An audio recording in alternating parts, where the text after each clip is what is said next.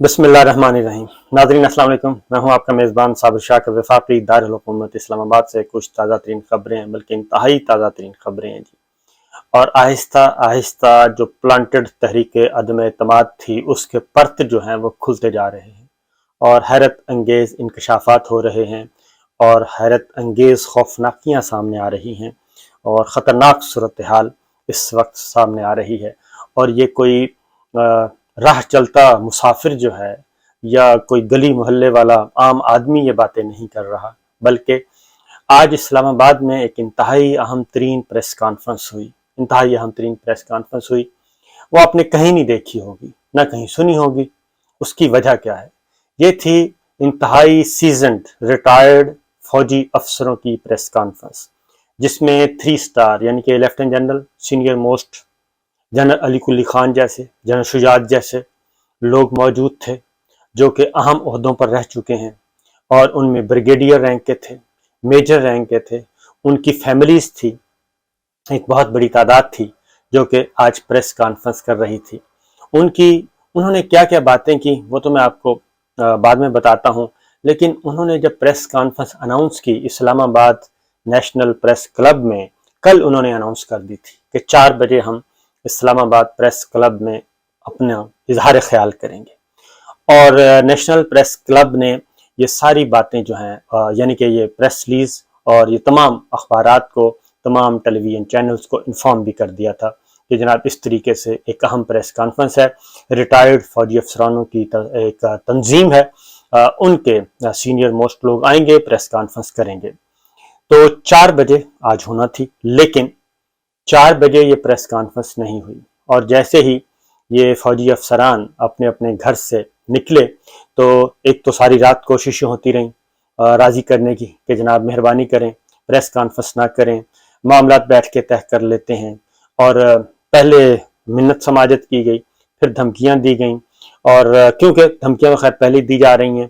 और उसमें ये मैं बता दूं कि पेंशन्स बंद की जा रही हैं और रिटायर्ड बेचारे फौजी अफसरों की नहीं बल्कि सिपाहियों की भी पेंशन्स रोक दी गई हैं। और जिन फैमिलीज का गुजर बसर ही पेंशन्स पे हो, एक बात ज़हन में रखिएगा कि 2 तरह के जो है अफसरशाही, नौकरशाही होती है। इसी तरीके से हमारी मिलिट्री ब्यूरोक्रेसी में भी 2 तरह की है। जो शरीफ लोग हैं, जिन्होंने कुछ नहीं बनाया जिंदगी भर, जिन्होंने वाक़तन दिफाए वतन किया और अपनी खाकी वर्दी का, अपनी सफ़ेद वर्दी का, अपनी नीली वर्दी का पास रखा और उनकी हुर्मत पे कभी आंच नहीं आने दी, वो और उनके ख़ानदान पाकिस्तान में रहते हैं और पाकिस्तान में ही जीते हैं, पाकिस्तान में ही मरते हैं, पाकिस्तान में उनकी शादियां हैं, पाकिस्तान में उनका सब कुछ। घर भी उनका पाकिस्तान में है, कब्रिस्तान भी उनका पाकिस्तान में है, वो कहीं नहीं जाते। और वो बेचारे सुबह दोपहर शाम कुड़ते रहते हैं। तो ये वो लोग हैं और उनका गुजारा क्या होता है? पेंशन पे, और छोटा मोटा कोई कारोबार हो तो, इससे ज़्यादा कुछ नहीं। वरना जो अमीर लोग हैं, जिनके लंबे खाते हैं, उनकी पेंशन बंद हो जाए तो उनको क्या, कोई फिक्र नहीं होता उनको कि पेंशन आ रही है नहीं आ रही, पता ही नहीं होता। पड़ी होती है क्योंकि उनके खाते चल रहे होते हैं, उनके कारोबार चल रहे होते हैं। और जो सबसे सुपर एलीट है वो तो जाती बैरून मुल्क है, वो तो पाकिस्तान में रहती नहीं है। तो ये सब कुछ हो रहा है। तो पेंशन बंद हुई, उस पर एहतजाज किया गया और उस पर खबरदार किया गया कि जो कॉम्पिटेंट अथॉरिटी हमारी पेंशन बंद कर रही है, वो कॉम्पिटेंट अथॉरिटी नहीं है, बल्कि वो सो कॉल्ड कॉम्पिटेंट अथॉरिटी है, नाम निहाद कॉम्पिटेंट अथॉरिटी है। और सुप्रीम कोर्ट के फैसलों से इनहराफ किया जा रहा है। हमारी पेंशन प्रेसिडेंट ऑफ पाकिस्तान के अलावा कोई बंद नहीं कर सकता, लेकिन इसके बावजूद उनका रिस्क बंद किया गया, उनके चूल्हे बंद किए गए, उनके बच्चों की फीसें बंद की गई, उनकी चाय पत्ती चीनी बंद कर दी गई। ये हुआ और उस पे वो एक सॉफ्ट किस्म का एहतजाज कर रहे थे, लेकिन किसी ने नहीं सुनी। बिलाखिर ये सब निकले और प्रेस कॉन्फ्रेंस के लिए आए।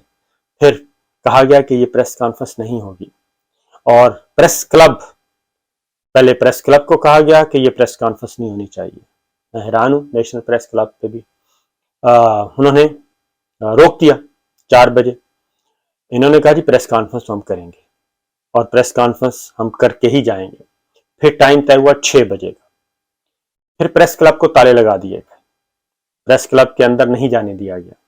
ان سینئر موسٹ فوجی افسروں کو جنرل علی کلی خان کور کمانڈر رہ چکے، اہم عہدوں پر رہ چکے، سرو کر چکے، اس کے بعد جنرل شجاعت سیکٹری ڈیفنس رہ چکے، اس سے بڑا عہدہ کیا ہو سکتا ہے، 3 اسٹار، بریگیڈیئر، میجر، بے شمار، سب کے سب فیملی سمیت، نہیں، ان کے لیے دروازے بند کر دیے گئے۔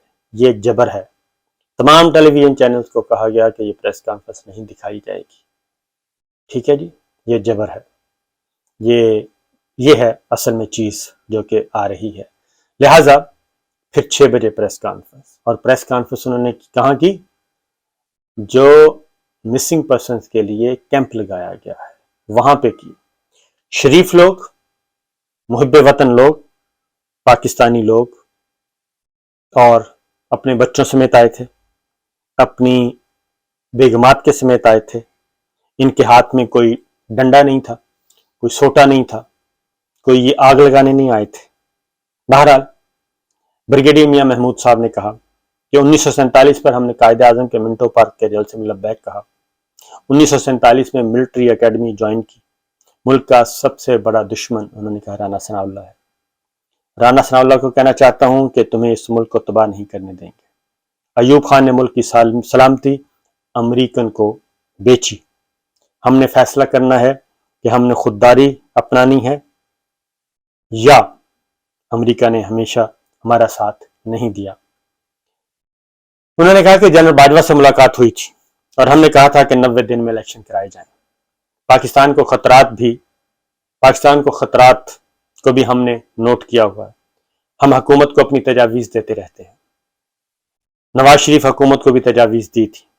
اندرونی اور بیرونی خطرات شامل ہیں۔ پاکستان نے معاشی طریقے سے کمزور کر کے ایٹمی اثاثے ختم کرنے کی بیرونی سازش کی جاتی ہے۔ ہمارے اندرونی حالات انتہائی نازک ہیں اور جوڈیشل کمیشن 25 مئی کی تحقیقات کے لیے بنایا جائے۔ جو 25 مئی کو جو کچھ ہوا خون خرابہ، گھروں میں چھاپوں کے حوالے سے کارروائی کی جائے، کیونکہ ریٹائرڈ فوجی افسران کے گھروں میں بھی چھاپے مارے گئے تھے۔ رانا ثناء اللہ کو برطرف کیا جائے، معاشی ٹیم بنا کر ان سے کام لیا جائے، نقصان پورا کیا جائے، پارلیمنٹ کو فوری طور پر توڑا جائے، فوری طور پر شفاف الیکشن کروائے جائیں، صدر مملکت کی جانب سے لکھے گئے خط پر عدلیہ نوٹس لے، الیکشن کمیشن کے اوپر عدالتی کمیشن بنایا جائے۔ یہ وہ باتیں ہیں جو اگلا پلان کیا جا رہا ہے۔ انفیکٹ عدالت آرٹیکل 124A کے غیر قانونی استعمال کو روکے، ISPR اینٹی آرمی مہم کا فوری نوٹس لے، اور فوجی افسران کے ساتھ زیادتی ہو رہی ہے اور فوری روکی جائے۔ کم سکیل فوجی اہلکاروں کی تنخواہوں میں اضافہ کیا جائے۔ سابق سیکرٹری دفاع لیفٹیننٹ جنرل شجاع نے کہا کہ پاکستان کو معاشی طور پر کمزور کیا جا رہا ہے۔ معاشی کمزوری کے بعد کہا جائے گا کہ آپ کے جوہری اثاثے غیر محفوظ ہیں۔ اس کے علاوہ وہاں پہ کیا ہوا یہ بھی بتا دیتا ہوں کہ معمولی سی بات نہیں ہوئی بلکہ بہت کچھ ہوا۔ اور اس میں جی پریس کلب انتظامیہ کو کال موصول ہوئی اور مائک ہٹا دیے گئے۔ احاطے میں بھی پریس کانفرنس نہیں کرنے دی، یہ بتا چکا ہوں۔ تو آگے جا کے انہوں نے کہا کہ جی آپ میجر فیض صاحب ہیں، انہوں نے کہا کہ جنرل صاحب سے مخاطب ہوئے کہ باجوہ صاحب آپ نے ہمیں بتایا تھا کہ کرپشن اور پاکستان ساتھ نہیں چل سکتے، فوج کے جرنیل معزز ہیں اور اس سب کا ذمہ دار کون ہے؟ یہ جو کچھ بھی ہوا انہوں نے کہا کہ صرف فرد واحد کا کام ہے اور فرد واحد کے علاوہ کسی اور کا کام نہیں ہے۔ انہوں نے یہ بھی کہا کہ فوج نہیں، صرف صدر پاکستان ہماری پینشن بند کر سکتے ہیں اور کوئی بند نہیں کر سکتا، اور حکومت اس کے بعد امپورٹڈ حکومت انہوں نے کہا جی نامنظور ہے، یہ بات کہتے رہیں گے، اور یہ بات انہوں نے کہا کہ کہیں گے۔ پھر وہاں پہ انتہائی سخت قسم کی نعرے بازی ہوئی اور سخت ترین قسم کی نعرے بازی ہوئی۔